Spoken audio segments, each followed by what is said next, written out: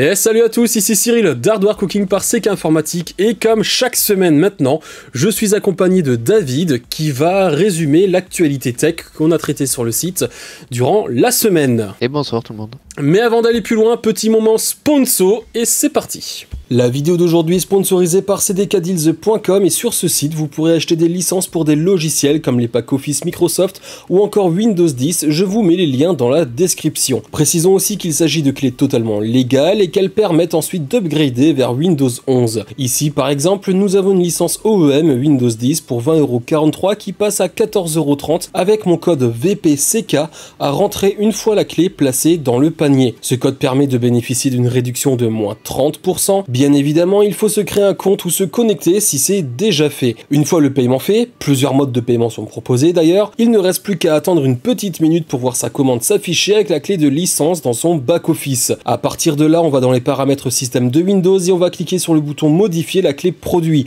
Une petite fenêtre s'ouvre alors dans laquelle on va rentrer la clé. Après un chargement, il suffit de valider l'activation de Windows et c'est terminé. Il ne reste plus qu'à fermer les fenêtres et à profiter de son PC. Donc, on commence avec la première actualité. Razer lance son scooter électrique avec Niu. Je sais pas si ça se dit comme ça. Ils avaient déjà annoncé, c'était l'été dernier, je crois, un scooter en édition limitée. Tous les modèles se sont vendus en quelques secondes, 2 secondes il me semble précisément. Alors c'était réservé à la Chine bien sûr. Mais du coup ça a tellement bien fonctionné qu'ils se sont dit, eh ben on va le lancer en mode normal, ça sera plus une édition limitée. Et du coup voilà, on a maintenant un petit scooter électrique Razer. Alors je sais même pas par contre si ça sera disponible en Europe. Ouais, c'est particulier quand même le design, hein. Ça s'adresse plus à un public, on va dire asiatique quoi.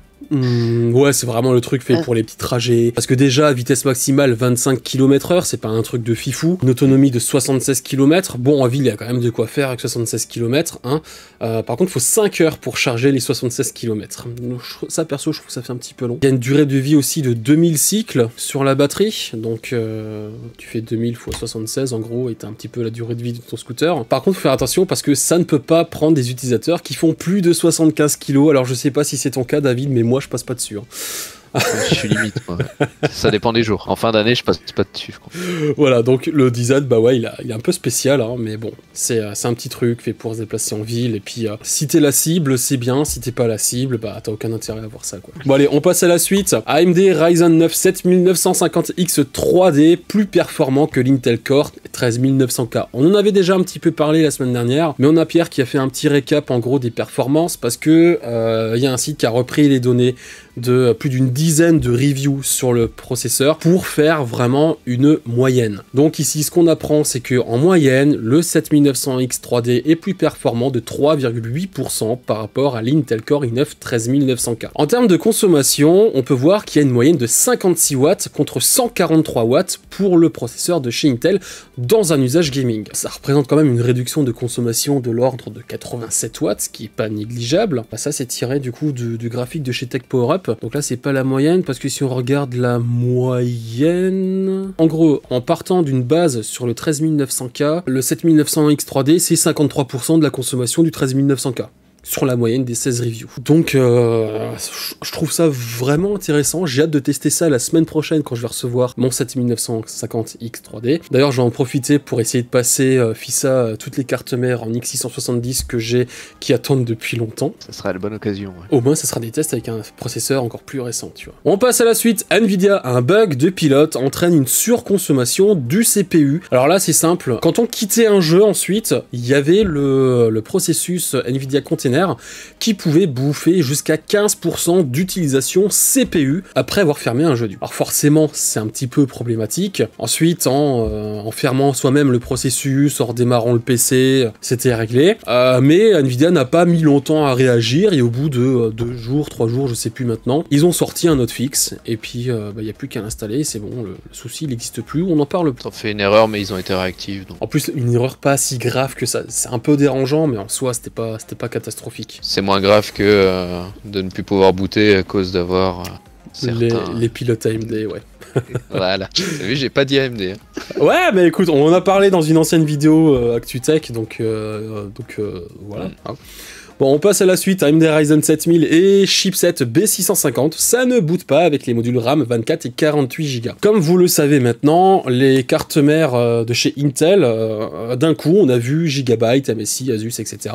annoncer qu'elles supportaient maintenant nativement les modules de 24 et 48 Go pour avoir des kits qui peuvent monter jusqu'à 196 Go au maximum, au lieu d'être sur le classique 128 Go en limite. Donc ce qui est pas mal si tant est qu'on en ait besoin de plus de RAM, genre ceux qui font du montage vidéo, des choses comme ça peut être intéressant de pas être obligé d'être sur une plateforme vraiment haut de gamme HEDT comme les Xeon, les Threadripper, etc. Mais chez AMD c'est pas si simple que ça, et bah nativement en fait ça bootait pas, ça coinçait.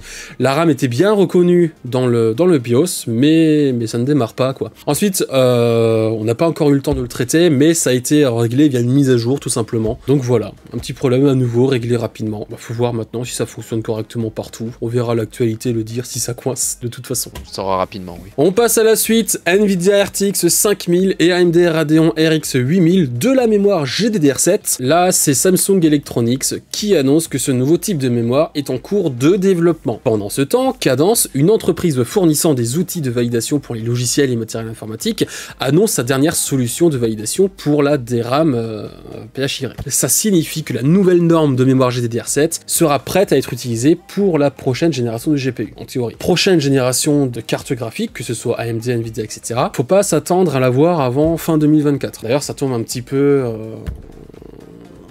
En même temps que certains jeux grandement attendus, on va dire. Voilà, c'est ça. On y vient tout à l'heure. Bon, après, c'est peut-être encore un peu tôt pour voir ça, parce qu'en développement, ça veut rien dire. Ils peuvent être en développement, on va dire, sur la fin... en optimisation. Si c'est toujours en développement vraiment des processus et la stabilisation de l'ensemble des process permettant la sortie de cette technologie, ça risque peut-être de mettre plus longtemps, quoi. Ouais, ensuite perso, je pense quand même qu'on y sera effectivement sur HDR7 d'ici fin 2024, c'est quand même dans 2 ans quasiment. À voir, parce que comme il va y avoir beaucoup à TSMC, là ils sont sur la 3 nanomètres, Samsung Global Foundries aussi. Est-ce qu'ils vont pouvoir tout mener de front? À voir. Ensuite, pour parler de cette mémoire-là, on a vu que sur la GDDR6, on a commencé avec du 14 gigabits par seconde, et maintenant on est sur du 24 gigabits par seconde. Avec la GDDR7, on peut s'attendre à une plage allant de 36 gigabits par seconde au début, jusqu'à 50 gigabits par seconde en fin de son cycle de vie, quoi. Donc en gros, sur un bus à 256 bits avec une mémoire à 36 gigabits par seconde, on aurait une bande passante à 1,15 teraoctets secondes. Et à titre d'exemple, la 4090, on est actuellement, je crois qu'on est, on dépasse à peine le 1 tera, quoi. Et alors qu'on est sur un bus à 384 bits, avec un bus à 384 bits à 36 gigabits par seconde, on est sur une bande passante de 1,7 teraoctets seconde, ce qui est pas mal. Qui va donner encore plus de raisons aux développeurs de ne pas optimiser les jeux. Oh, ça c'est un autre sujet encore. Bon, on passe à la suite, la fin des cartes Nvidia GeForce RTX 3000 Founders Edition. Alors là c'est simple, les cartes ont simplement disparu du shop français et US, accessoirement. Elles sont plus référencées, c'est plus possible d'en acheter. Bon, comme maintenant il y a les RTX 4000 qui sont là depuis plusieurs mois, qu'on arrive vers les dernières cartes de la gamme à sortir, c'est pas spécialement étonnant, quoi, c'est le cycle de vie. On passe à la suite, Sabrent Rocket X5, le nouveau SSD Gen 5 au débit totalement fou. Ici c'est Sabrent qui parle de son prochain SSD en PCI 5.0. C'est encore un échantillon d'ingénierie, c'est pas le modèle définitif, le nom comme l'étiquette peuvent encore changer d'ici le lancement du produit. Dans leur laboratoire, ils ont déjà obtenu un débit de 12 398 ms en lecture et 11 844 845 si on arrondit, en écriture. Crystal Disk Mark à l'appui. Leur objectif, c'est d'arriver aux 14 gigaoctets secondes, donc 14 000 en lecture. Ils vont y arriver, forcément, on sait pas encore quand. Et c'est marrant de voir que de plus en plus, on commence à voir les marques parler de leur SSD PCI 5, parce qu'il y a pas longtemps, c'était Aorus, il y a pas longtemps, c'était aussi Corsair. Donc là, c'est vraiment un signal fort en mode, ça va arriver sur le marché prochainement, quoi. Bon, et puis les 10K en lecture-écriture, maintenant, vont se démocratiser, quoi. On voit que tous ils les passent, même sur les engineering sample, donc... Ensuite, est-ce que ça sert vraiment à quelque chose? Ça, c'est encore un autre débat. The Last of Us, oui, voilà, c'est ça, part 1, les configurations requises de l'enfer. Ça chauffe. Ça chauffe, bah c'est surtout que pas beaucoup de gens pourront le faire chauffer. Exigence en ultra, 4K 60 FPS, on demande quand même une RTX 4080 ou une AMD Radeon RX 7900 XT avec le FSR. 32 Go de mémoire RAM et un processeur Intel i5 12600K. Là encore, je trouve que ça va, tu vois, mais 12600K est vraiment perf pour un usage gaming. Quand on voit qu'en face, il demande un Ryzen 9 à 5900X, tout de suite, c'est plus pareil. Il faut sortir les 2 mois de paye, là, hein, si tu veux jouer à fond. 2 mois de paye, t'es gentil, t'es déjà bien payé, hein.